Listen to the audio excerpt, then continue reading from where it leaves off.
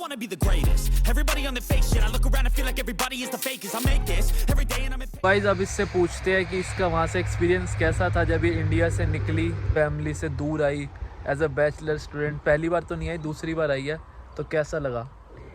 अच्छा लगा या इमोशनल? अच्छा तो इमोशनल नहीं हो पाई क्योंकि मेरी सुबह ना 7 बजे की फ़्लाइट थी और 3 बजे एयरपोर्ट पहुंचना था, तो नींद आ रही थी बहुत ज़्यादा। हमारी फैमिली में शादी थी तो थोड़े थके हुए थे, तो इतना कर नहीं पाई मैं वो इमोशनल अपने इमोशंस ज़ाहिर। लेकिन हाँ, बुरा तो बहुत लग ही रहा था। घर पे थोड़ा मैं 1-2 बार ही रो रही थी, बाकी नहीं है तो मम्मी देखेगी। सॉरी रो रही थी? नहीं झूठी नहीं, इसको नहीं कटेगा कुछ, बता फिर। नहीं, मम्मी देखेगी, प्रॉब्लम है मेरा बच्चा। बता ना तो फिर क्या? फिर वहाँ पे सिक्योरिटी डेस्क पे गई फ्लाइट पे, तो वो क्या बोले? वहाँ पे क्या करा, क्या दिखाया?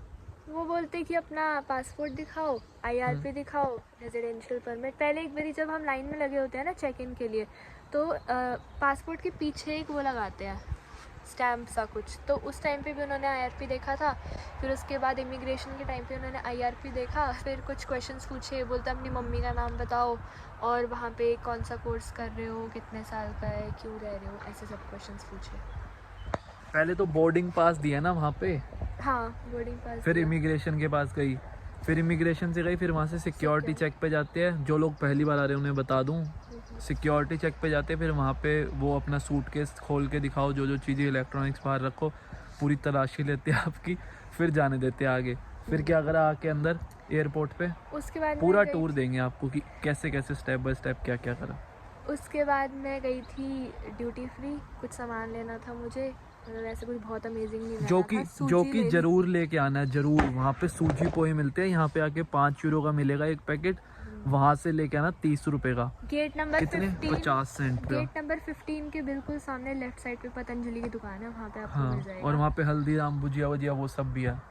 हम तो पतंजलि का प्रमोशन नहीं कर रहे, वहाँ पे सूजी पोहे और हल्दीराम की भुजिया सब कुछ मिलता है सारे स्टोर से। और वहाँ से आप 5 किलो तक सामान लेके आ सकते हो। ज़्यादा बैग्स मत करना, एक बैग में थोड़ा सा सामान लेके आ जाना, वरना रोक भी लेते हैं। और वहाँ से अगर आप थैली खरीदोगे ड्यूटी फ्री से तो आपको 25 रुपये की मिलेगी, लाइक पर्टिकुलरली पतंजलि स्टोर। तो आप अपने साथ एक कैरी बैग लेकर के आ सकते हो, थोड़ा सा जिसका हैंडल भी मोटा हो, ताकि आपको इतना हैवी ना लगे उठाने में। कि वो कैरी बैग नहीं, वो सील पैक करके देते हैं। हाँ, तो जैसे च्यवनप्राश है, सूजी पोहे ले आए तो वो बिना नॉर्मल वैसे थैली में ले आओ, बट वो सील पैक करके देते थे। च्यवनप्राश हो गया, वो आपको सील पैक करके ले जाना है, वरना जैसे लंदन ले ओवर है, वहाँ पे आपकी सिक्योरिटी चेक पे फिकवा देंगे वो चीज़ें, क्योंकि लिक्विड नहीं ले जा सकते। Chyawanprash kind of a liquid जैसा वो मानते हैं। फिर उसके बाद क्या हुआ फ्लाइट में बैठने के बाद? क्या कह रही थी? तो क्या, तो वो बता देते हैं मतलब कि कौन सी चीज़ आपको उस स्पेशल बैग्स में लेकर के जानी है, तो उस हिसाब से आप मतलब देख सकते हो कि आपको बैग लेने की ज़रूरत है नहीं। बट आप फॉर एक सेफ साइड आप एक बैग रख सकते हो जिसका हैंडल थोड़ा मोटा है, ताकि आपके हाथ में वो लगे ना। कि लास्ट टाइम जब मैं लेके आई थी तो वो थैली ना हाथ में लग रही थी बहुत ज़्यादा। और इसकी फ़्लाइट भी छूटने वाली थी, अनाउंसमेंट हुई भागे भागे आ जाओ वरना छोड़ के चल जाएंगे। फिर यह सूजी छोड़ के ऐसी भागी है, कहती 2 यूरो की सूजी के चक्कर में इतनी महंगी फ़्लाइट छूट जाएगी। फिर वहाँ से फ़्लाइट में बैठी, फिर कहाँ गई? ये आई थी इंडिगो और टर्किश एयरलाइंस में, वाया इस्तांबुल आई थी मैं। तो मेरा इस्तांबुल में लेओवर था, 2 घंटे का ही था। 2 घंटे का लेओवर तो बहुत कम होता है। मेरे साथ एक सीन हुआ पता है, जब मेरा लेओवर था ना तो उस पर टाइम था कि 11:15 पे आप लैंड करोगे, और नेक्स्ट जो फ़्लाइट है वो 1:20 पे थी। तो मैं हुई थी 11:07 पे लैंड, और मेरे को याद आया कि अरे मेरी 11:15 पे तो दूसरी फ़्लाइट है, मैं भागी। मुझे लगा फ़्लाइट छूट जाएगी। 2 घंटे का लेओवर बहुत छोटा होता है, तो ज़्यादा टाइम पता नहीं चलता, मतलब इतना बस जाओ आप अपना वाईफाई वगैरह उसके साथ कनेक्ट करते हो और जाते हो आप अपना सिक्योरिटी चेक के थ्रू। 2 घंटे हो जाते हैं। और घर वालों को मैसेज करते हो, घर वाले पूछते हैं कहाँ पहुँच गए, उनसे बात करते हो, 2 घंटे निकल जाते हैं। फिर उसके बाद यहाँ पे आयरलैंड में आके क्या हुआ प्रोसेस? उन्होंने क्या क्या पूछा यहाँ पे इमिग्रेशन में जब यहाँ पे लैंड हुई? तो उन्होंने कुछ नहीं पूछा। उन्होंने बोला जिनके पास IRP कार्ड है, IRP is basically Irish residential permit, तो जिनके पास रेजिडेंशियल परमिट है वो एक साइड दूसरे काउंटर पे आ जाओ। और वहाँ पे उन्होंने IRP कार्ड देखा, पासपोर्ट पे स्टैंप लगाया, भेज दिया, कुछ नहीं करा। उसके बाद मैंने अपने बैग्स लिए, लकीली मेरे बैग्स इस पर ही बहुत जल्दी आ गए थे, तो मैंने अपने बैग्स उठाए और मैं बाहर आई। फिर मेरी बस थी 5:50 की। उससे पहले क्योंकि मुझे शुरू से कि मेरे को खाना बताया तो है नहीं, खाना नहीं मिला वो हाँ, सब। मैं वही बोल रही हूँ कि मैं बता दूँ कि मुझे खाना नहीं मिला। और क्या बताएंगे? क्यों नहीं बताएंगे, पूरा एक्सपीरियंस शेयर करेंगे। तो और पहले मैं बैग बता देता हूँ, अगर आपका बैग खो जाता है ना, तो लास्ट टाइम जब हम गए थे, अभी जब मैं इंडिया गया था, तो आते का बैग खो गया था, तो खो जाए तो कोई टेंशन नहीं लेनी है आपको, कुछ सिर दर्दी की ज़रूरत नहीं है अनटिल अनलेस सबकी उसमें कोई मेडिकेशन है जो कि एक कंट्री में मिलती है दूसरी में नहीं मिलती, वरना कोई टेंशन की ज़रूरत नहीं है। बैग खोए तो अपना बैग एक तो उनको रिपोर्ट कर दो एयरपोर्ट पे आते कि हमारा बैग नहीं आया। अब उनको सीक्वेंस नंबर होता है जो आपकी बोर्डिंग पास के पीछे भी लगाते हैं, वही आपके बैग पे लगा होता है, वो सीक्वेंस नंबर दिखाओ कि ये सीक्वेंस नंबर का बैग नहीं आया, वो आपके घर पे भेज देते हैं कुछ दिनों में। अगर घर पे नहीं भी आता है तो आप क्लेम बैक कर सकते हो कि हमारे बैग में ये था, बिल दिखा दो, ये चीज़ें थी, ये पुरानी चीज़ें थी हमारे बैग में, इतनी क्वांटिटी, इतनी अमाउंट की, वो सारी चीज़ें दिखा दो, तो पैसे वापस दे देते हैं ईज़िली। 70-80 हज़ार रुपये तो ईज़िली वापस आ जाते हैं। अगर बहुत महंगा कुछ सामान हुआ बैग में 4-5 लाख का, तो इतने पैसे वो नहीं देते हैं, बट हाँ नॉर्मल अगर आपकी चीज़ है तो पैसे वापस भी दे देते हैं वो, तो टेंशन लेने की ज़रूरत नहीं है अगर बैग खो भी जाए तो। इस बार तो वो लोग पहले ही मतलब फ़ोन नंबर्स लिखवा रहे थे कि इनकेस आपका बैग खो जाता है या फिर लेट होता है तो हम आपको कॉल करके बता देंगे। तो उन्होंने पहले ही इंडिया में जब उन्होंने बैग्स दिए थे तो उन्होंने पहले ही नंबर लिखवा दिए थे। और उन्होंने मेरा केबिन बैग भी अपने साथ ही रख लिया था क्योंकि ओवरहेड केबिन्स में इतनी जगह नहीं थी, ओवरहेड कंपार्टमेंट्स में इतनी जगह नहीं थी, तो उन्होंने मेरा केबिन बैग अपने साथ ही ले लिया था, मतलब चेक इन में। फ़्लाइट में जगह नहीं थी जहाँ पे फ़्लाइट में बैग ले जाते हैं अंदर रखने के लिए, तो उन्होंने बाहर ही रखवा लिया था। बहुत बार ऐसा होता है जब आपकी छोटी फ़्लाइट होती है कोई और कनेक्टिंग फ़्लाइट्स होती है, आयरलैंड से मोस्टली कनेक्टिंग होती है, डायरेक्ट फ़्लाइट अभी तक नहीं गई है, तो वो आपकी छोटी फ़्लाइट्स में बैग कहते हैं हम नीचे रख देंगे बूट में, ऊपर रखने की जगह नहीं है। तो बता आप खाने का क्या सीन है, उसको खाना ही नहीं मिला फ़्लाइट में। तो मैं टर्किश एयरलाइंस से आई थी और उसमें वेजिटेरियन मील नहीं था, तो उनके पास सिर्फ बीफ था और मैं नॉन वेजिटेरियन नहीं हूँ, मैं नॉन वेज नहीं खाती हूँ, तो मुझे खाना ही नहीं मिला, उनके पास वेजिटेरियन में कुछ भी नहीं था।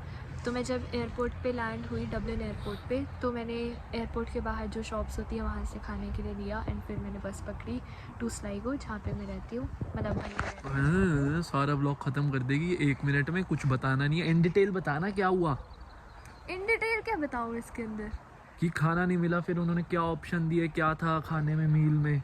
उनके पास खाने में बीफ था सिर्फ हॉट मील्स में। अरे उसके अलावा क्या था? उसके अलावा उनके पास सैलेड था एक छोटी सी, मतलब जो साइड में छोटे थोड़े बहुत कटोरी टाइप होते हैं, उसके अंदर एक में सैलेड था जो भी इतना अच्छा नहीं था, और उनके पास ब्रेड्स थे तो उन्होंने 3-4 ब्रेड दे दिए जो बहुत सूखे सूखे थे, तो मेरे से खाए नहीं गए इतना ज़्यादा, तो मैंने 1-2 ही खाया, मेरे को मतलब ज़्यादा कुछ खाया। और जूस वूस मिलता है जो इसको पहली फ़्लाइट थी उसमें, तो टर्की तक तो उसमें मिला था इसको खाना, क्या मिला था? आलू का पराठा, आलू की सब्जी। हाँ तो ये बात कौन बताएगा? और एक वड़ा टाइप था आलू का, आलू बोंडा कुछ होता है पता नहीं, कुछ था मतलब, और जूस मिला था, मिक्स फ्रूट जूस, और मुझे बिस्किट्स मिले थे और एक बन मिला था स्वीट बन। तो इसने अच्छे से खाया, पूरा बकवास कर रही है यूं ही। नहीं, पहली फ़्लाइट कितनी देर की थी टर्की तक की? 6.5 घंटे। और उसके बाद ऐसे ही कुछ थी, मतलब टोटल 14 आवर्स। तो उसके बाद मतलब ये 6 घंटे ऐसे ही बैठी थी, और लेवर पे भी 2 घंटे लगा लो तो 8 घंटे, और फिर यहाँ पहुँचने के भी 9-10 घंटे भूखी थी। फिर ये डबलिन एयरपोर्ट आई, वहाँ इसने बाहर खाए 3 यूरो के चिप्स खाए, कौन बताएगा, ये छोटे से चिप्स थे पर चिप्स अच्छे थे। यहाँ पे लेके आई थी इसने कॉफ़ी भी, और क्या लिया? Fries, wages, chips, taco chips, तो वो इसने खाया यहाँ पे आके। और फिर इसकी मैंने बस करा दी थी स्लाइगो की डायरेक्ट डबलिन से, तो डबलिन से इसकी बस हो गई एज अ स्टूडेंट। 11 यूरो लगे, सीधा डबलिन एयरपोर्ट से इसको बस ने ले लिया था स्लाइगो। अगर आप कहीं बाहर जा रहे हो तो डायरेक्ट बस हो जाती है, एक्सप्रेस वे या फिर दूसरी कौन सी होती है, बस एरन और एक्सप्रेस वे दोनों बस होती है। ऑनलाइन वेबसाइट पे जाके बुक कर सकते हो, उससे एज अ स्टूडेंट सस्ती हो जाती है काफ़ी। और उसमें एक ऑप्शन था कि आप बोट में आपके पास बैग तो नहीं है बड़ा रखने के लिए, तो 5 यूरो एक्स्ट्रा दो, मैंने नहीं दिए थे कोई क्योंकि वहाँ पे लोग ऐसे ही जाके रख देते हैं, कोई देने की ज़रूरत नहीं है, सीधा जाके बैग रख दो, कोई पैसे वैसे नहीं मांगता उसके। 11 यूरो इसके लगे, सीधा स्लाइगो छोड़ दिया बस ने एज अ स्टूडेंट। बाकी आपने कहीं भी जाना है, कॉर्क जाना है या फिर आपने गॉलवे जाना है, तो सीधी सारी बसेस चलती है, उन बसों से चल जाओ। डंडोल की जाना है तो भी कितने 6 यूरो लगते हैं, हाँ 5-6 यूरो डंडोल के। और डबलिन में जाना है तो डबलिन बस होती है डायरेक्ट, और ट्रेन्स भी होती है, तो किसी से भी जा सकते हो। एयरपोर्ट से ट्रेन्स तो नहीं मिलती, बट डबलिन बस से कहीं भी जा सकते हो। और फिर ये यहाँ पे आ गई थी, वो व्लॉग तो आपने चेक कर ही लिया होगा, चेक नहीं करा तो चेक कर लो। मम्मी पापा ने आपके लिए गिफ्ट भेजा है, ये कोई, मुझे तो लग रहा है फोटो है, मैं क्यों गैस करूँ, हाँ मुझे भी ऐसा ही लग रहा है।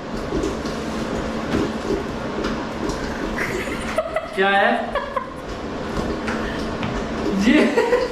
ये पापा ने भेजा है, इस पे लिखवाया पापा ने राजा बाबू। अभी एक और राजा राजा कौन है? तू मैं बाबू है सर। बकवास करा लो। बाबू भैया ये हमारे। और ये मम्मी की तरफ से है ये। मेरे भाई की मतलब मुझे क्या लगता है है? बचपन में सबकी ऐसी मैं फोटोज निकला होती है। अच्छा तभी ये गाना गा रहे थे कल परसों। हाँ। यार कितना गंदा लग रहा हूँ मैं। अच्छी पहली बार इसमें मैं फर्स्ट आया था डांस व्लॉग में। इतनी पास से नहीं दिखानी, इतनी अच्छी भी नहीं है। मम्मी ने बोला है कि ये आपका बर्थडे का गिफ्ट है। Thank you. गाइस इसके लिए देखो एमके का बैग आया है। आज मेरे लिए नहीं आया एमके का बैग। मेरे लिए नहीं आया एमके का बैग। पर इसमें तुम लोगों को कुछ आगे वीडियो भी देखने को मिल सकती है। एमके वर्सेस एमके कुछ तो है। ये क्या है? हर चीज में कुछ तो है कर दिया, कुछ नहीं है। आप as a shoulder bag carry कर सकते हो। वो हेलो चुप रहो, ये इसकी कवर नहीं दोनों को। इतनी चीज़ें बनाई है। इस बर्थडे का एक अलग ब्लॉग बनना चाहिए बर्थडे का पिछले साल की तरह तो बनना चाहिए, लेकिन मेरे से ना एक्साइटमेंट नहीं कंट्रोल हुई तो वैसे दिखा रही हूँ। ये क्या है? पार्कर का पेन।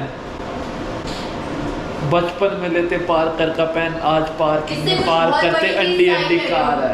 इससे कुछ बहुत बड़ी चीज़ है। बहुत बड़ी चीज साइन करो। हाँ। वो तो मैं कर दिया। तुम लोगों ने लाइन नहीं खत्म होने दी। बचपन में यूज करते पार्क करके पेन, आज पार्किंग में पार्क करते अंडी कार है। पर कार अभी इनके पास हाइट बढ़ती है। अभी आएगी। आई होप आपको वीडियो अच्छी लगी होगी। If you did don't forget to give this video big thumbs up and don't forget to subscribe the channel. और कोई वीडियो चाहिए हो तो बता देना। एक बंदा बहुत टाइम से कमेंट कर रहा है साइबर रोड मैप की वीडियो, वो जल्दी आएगी भाई। अभी मैं थोड़ा ये स्टूडेंट के लिए बना रहा हूँ। एक बार जो अभी आने वाले साइबर रोड में मेरे को पता है, मैं वीडियो जल्दी डालूंगा। उसके अलावा कोई वीडियो चाहिए तो कमेंट करके बता देना। I will see you guys in the next video. Peace out.